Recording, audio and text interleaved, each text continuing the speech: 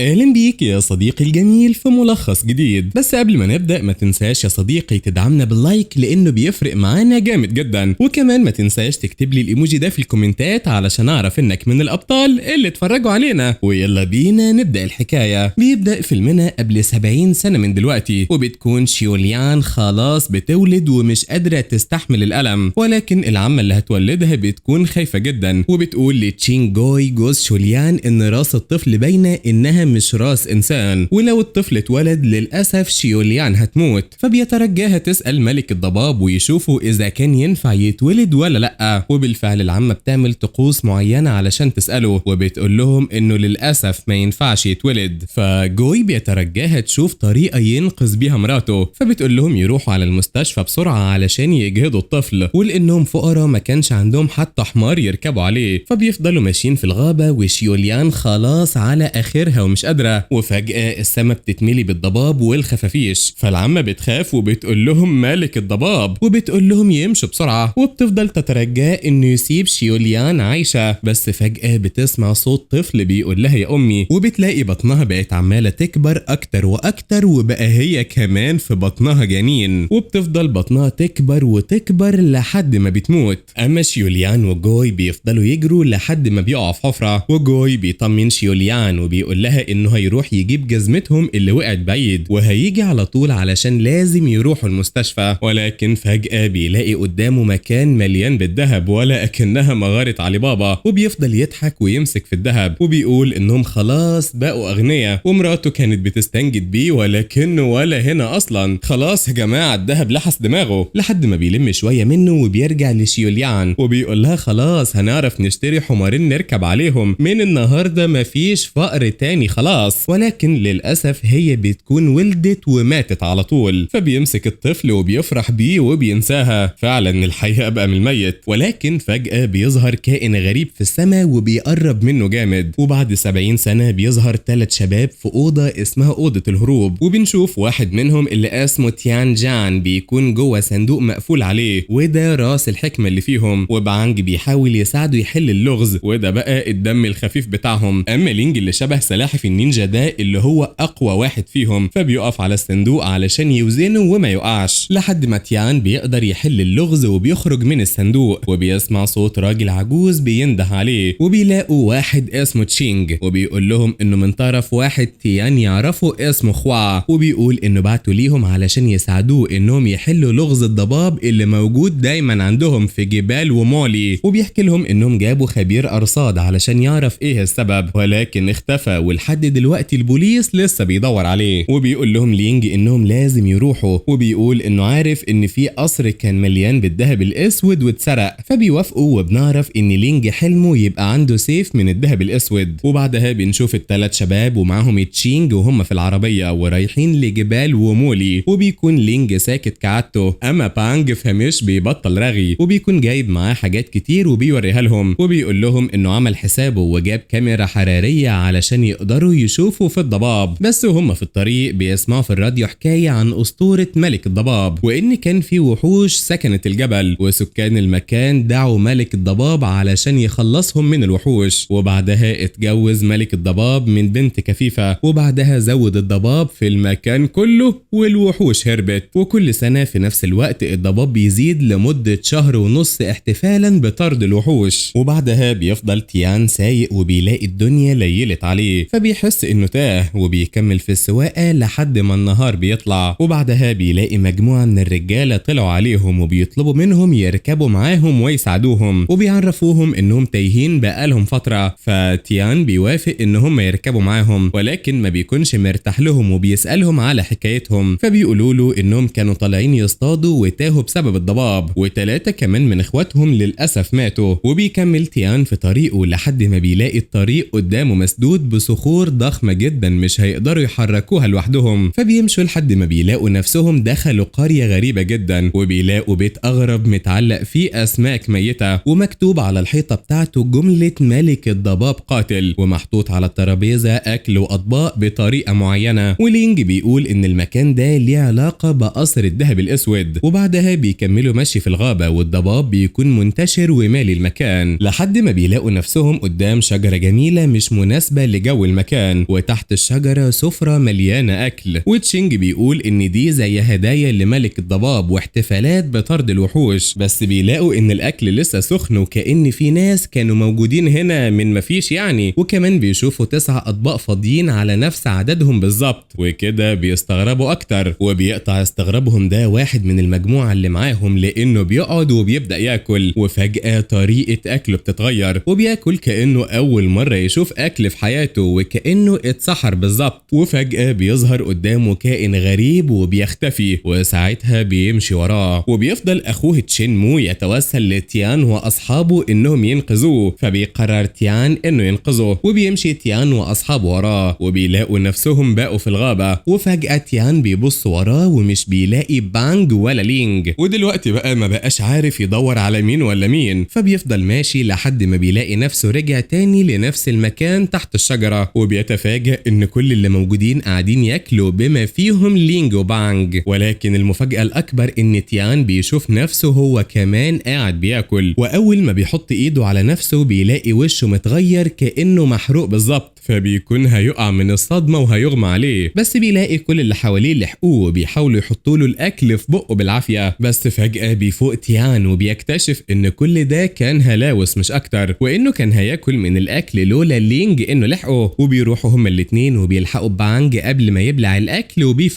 وبيفوقوا تشينج وكل اللي موجودين معاهم بما فيهم تشين مو اللي بيرجع يتوسل ليهم يروحوا معاه ويساعدوه ينقذ أخوه، ولكن باقي المجموعة اللي كانت معاه بتقرر إنهم يسيبوه ويمشوا، أما هو فبيمشي لوحده، فبانج بيسيب كل الموضوع وبيقول لتيان تفتكر هيسرقوا العربية؟ فتيان بيطلع له بطارية العربية وبيقول له عيب عليك، فبانج بيطلع له البطارية التانية وبيقول له حازم.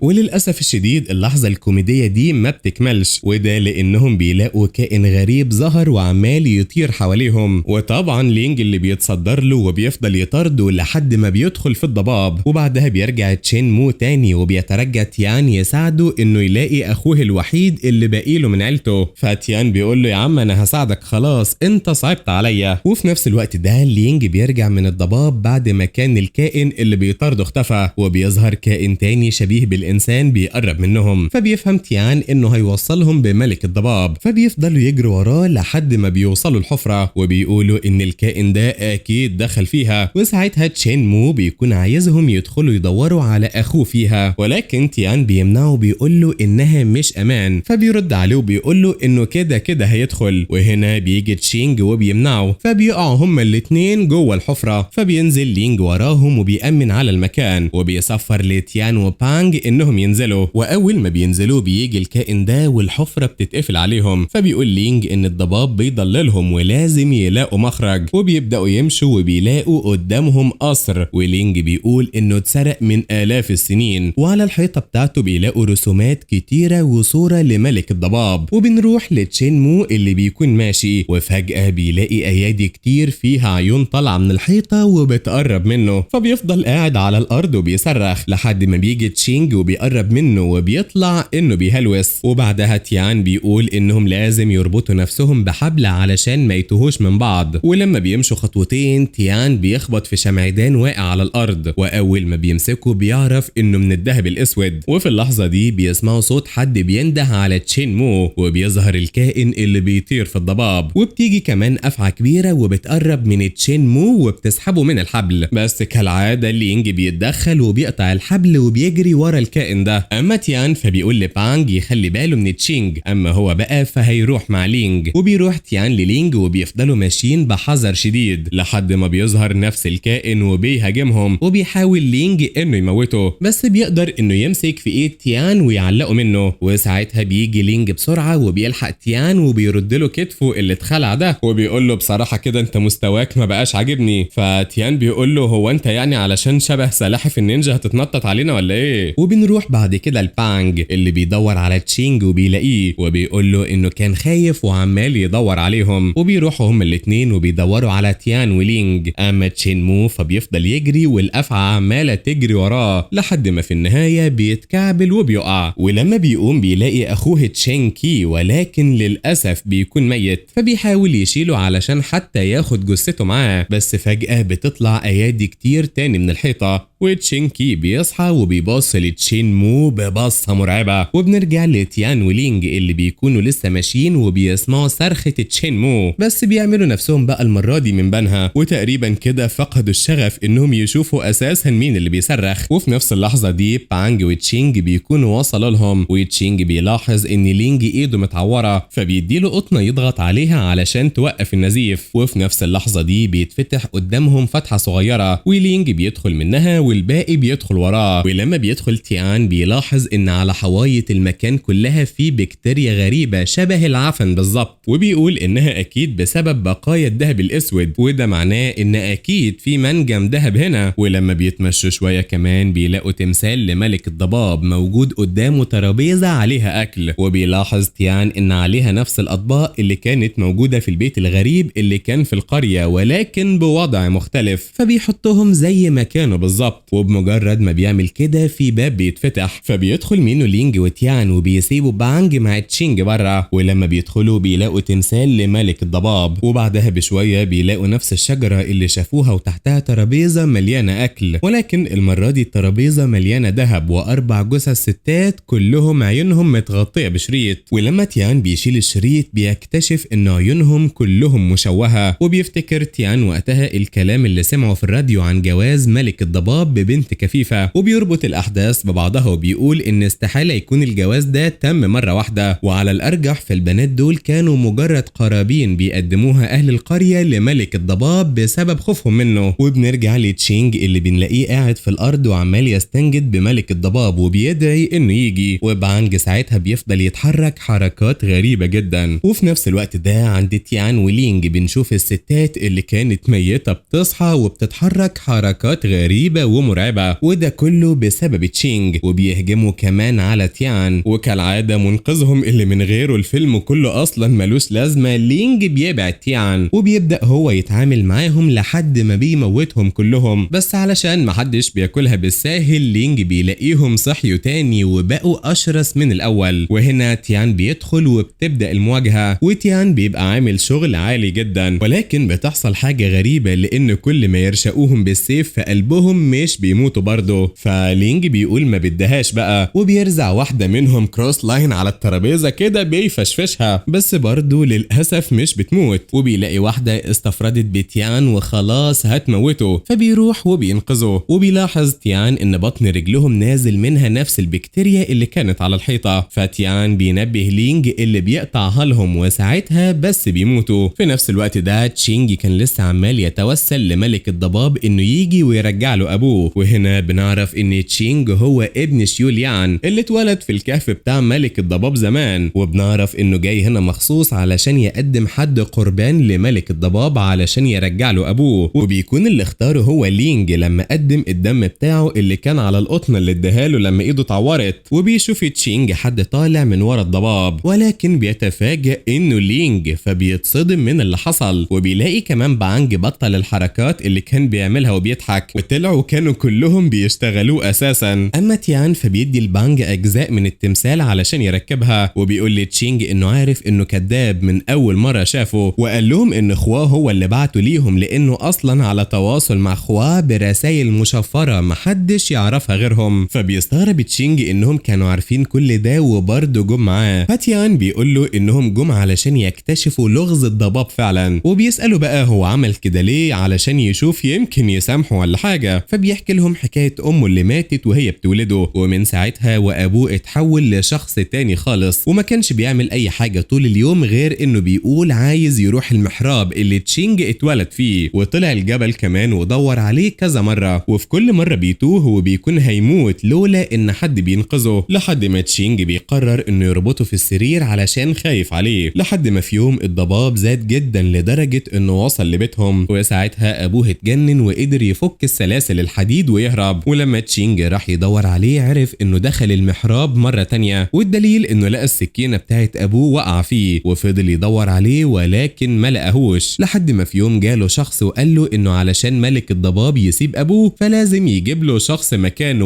وبيكون فصيلة دمه مميزة. ولما بيسأل تيان عن الشخص اللي جاله ده، تشينج ما بيرضاش يقوله، وفي نفس اللحظة دي بيظهر الكائن الغريب ده وبيكون هيقتل تشينج لولا ان لينج بيتدخل وبينقذه وبيبعده. وساعتها كل واحد بيجري في مكان، بس تيان بيقول لبانج يفضل هنا ويحاول يحل اللغز، وبيفضل بانج يفكر لحد ما بيغير اتجاه راس التمثال. وساعتها باب المخرج الحقيقي بيتفتح، فبيفرح بانج بنفسه جدا ولسه بيقول الله اكبر على ذكائي ربنا يحميني، بيلاقي تشينج بيخبطه بصخرة في وشه وبيقع مغمى عليه. وبنرجع لتيان ولينج اللي بيفضلوا ماشيين لحد ما بيلاقوا حاجة غريبة وقع على الارض، فبيفهموا ان حصل حاجة لبانج، فبيلاقوا نفسهم في مكان غريب وبانج مربوط بمتفجرات ومحطوط كمان جنب تابوت مليان بالبكتيريا الغريبة دي. وتشينج بيقول لهم اللي هيقرب من هنا هفجره، وبيفضل يضحك وبيقول اخيرا لقيت المكان الصح لتقديم القرابين. وبيفضل يضحك على خوف تيان ولينج على بانج، وبيقول لهم ييجوا يساعدوه يفتح التابوت، وبيقول لهم انه متأكد انه ملك الضباب هنا. فبيقرب لينج وبيفتح له التابوت بايد واحدة ولا اكنه كده بيفتح علبة كنز، وجوه التابوت بيكون فيه تشين مو وتشين كي. وبيستغرب تيان ازاي اساسا وصلوا هنا، وبيسأل نفسه ايه نوع البكتيريا دي. ومع شوية تربيط احداث بيفهم ان البكتيريا دي هي اللي عاملة الكائنات الغريبة اللي بتطاردهم، وبيفهم ان ملك الضباب هو مجرد اسطورة بس مش اكتر. ولما بيقول كده تشينج بيتعصب عليه وبيقول له يبعد عن التابوت والا هيفجر بانج. وساعتها بيشيله وبيحطه على حرف التابوت، وهنا البكتيريا بتلف حوالين بانج وبيقع جوه التابوت. وساعتها لينج بيتصرف وبيضرب تشينج وبيطيره وبينط جوه التابوت وبيرمي بانج براه، وبيروح تيان بسرعة وبيفكه. وفي نفس اللحظة دي بيطلع من التابوت واحد شبه لينج بالظبط، ده حتى كمان تيان وبانج بيكونوا فاكرينه هو، ولكن بيتفاجئوا لما بيلاقوه بيهجم عليهم وبيضربهم، وبيفضلوا يحاولوا يدافعوا عن نفسهم، ولكن اللي شبه لينج ده بيضربهم بالسيف وبيكون هيخلص على تيان. وفي اللحظة دي بيطلع لينج من التابوت وبينقذ تيان للمرة اللي معرفش كام دي. وساعتها بيظهر أعداد كبيرة جدا من أشباه لينج، ولينج الحقيقي بيقول لتيان وبانج إن الفطريات بتتمثل في شخصيته، وبيقول لهم كمان ياخدوا لهم جنب كده علشان العركة دي للكبار فقط. وهنا بيبدأ لينج يواجه أشباهه من الفطريات وبينط من هنا لهنا على ضربة سيف من هنا لهنا وهي ماشية. أما تيان وبانج بيلاحظوا إن الفطريات اللي جوه التابوت عمالة تكبر وتطلع من التابوت، فبيروحوا بسرعة ناحيتها وبيفضلوا يضربوا فيها ويقطعوها، ولكن بيلاقوا إن مفيش أي فايدة. فبانج بيلاقي المتفجرات وقع على الأرض، فبياخدها هو وتيان وبيظبطها على دقيقة، وبيروح تيان علشان يرميها بسرعة في التابوت، ولكن الخيط بيتلف على إيده وبيتعلق منها. أما بانج بقى فما بيكونش عارف يوقف المتفجرات، وخلاص ثواني بسيطة وهتنفجر. وبنرجع للينج اللي خلص على أشباهه كلهم وعمل معاهم الجلاشة، وبعدها راح بسرعة وأنقذ تيان زي ما تعودنا، وقطع كمان الخيط اللي معلق تيان وأخد منه المتفجرات، وقال لهم كمان يجروا بسرعة ورماها وطار هو كمان. وبالفعل بينفجر التابوت وكل حاجة من حواليهم بتبدأ تقع. وساعتها تشينج بيظهر وبيشاور على لينج وبيقول هو ده، وبيكون قصده ان لينج هو الشخص اللي جاله وقال له يقدم قربان علشان ابوه يرجع، ولكن تيان ما بيصدقوش. وبانج بيقول له مفيش وقت، احنا لازم نخرج بسرعة من هنا. وبيطلع بالفعل كلهم يجروا وكل حاجة بتقع من حواليهم لحد ما بيلاقوا فتحة يخرجوا منها، واول ما بيخرجوا بيلاقوا خيط من الفطر ده خارج وراهم، ولكن بيتفاجئوا برجالة بعتها خواء علشان يساعدوهم في حرق الخيوط دي، وبكده يبقى اتحل لغز ملك الضباب. وفي نفس اليوم بالليل بنشوف تيان ولينج وبانج بيكونوا قاعدين في البيسين يستجموا شوية كده بعد الوقت الصعب اللي عدوا بيه في حل اللغز. وبانج بيهزر وبيقول كويس ان الذهب الاسود بيعمل فطريات صغيرة مش خنازير ضخمة ولا حاجة، والا بقى ما كناش هنعرف نتعامل معاهم. وفي نفس الوقت ده بيدخل واحد من رجالة خوا وبيسمعهم رسالة من خوا، وبيقول لهم فيها ان الذهب الاسود اللي كان في المنجم ما كانش كتير، ولكن هو عمل سيف من الذهب الاسود للينج علشان يشكرهم على كل اللي عملوه. فبيفرح لينج بالسيف جدا لان ده اساسا اللي هو كان عايزه من البداية، واللي خلاه يروح لتشينج وبيفتح السيف وبيتفرج عليه، ولكن بيقول ان السيف ده مش قد كده. فيا ترى الثلاثي دول هيخوضوا مغامرة جديدة علشان سيف جديد. وبكده بتنتهي احداث فيلمنا النهارده. اتمنى تكونوا اتبسطتوا معانا. ما تنساش كمان لو عجبك الفيديو تدعمنا بلايك وسبسكرايب وتفعل كمان الجرس علشان يوصلك كل جديد. اشوف بقى وشكوا على خير، سلام.